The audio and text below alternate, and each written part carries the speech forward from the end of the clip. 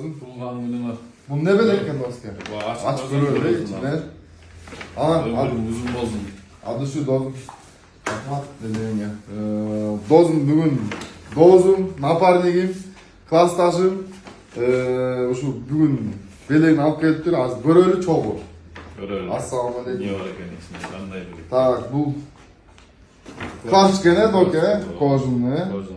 Mo bizlik öker mi doske? Bizdiki. Kaç, ana jakta partiyana kene.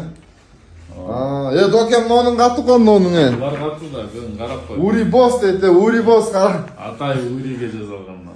Uri boss dedi ko Bunda bu. da Uri olsa. Ha, bunda da var gene Uri boss dedi. Adı şu. Haza Bulgar'dan. Jaktım ona, padarkan. Adı şu Rahmat. Uşağı olar bilsa, milyon dolar alıyor. O akşam Dolar, yedim tozun. dolar, Dolardan dolar, son dolar. büt var tozun ya. Rahmat, Allah razı olsun. Bana assalamu alaikum. Elit fasat, ardayım sizler.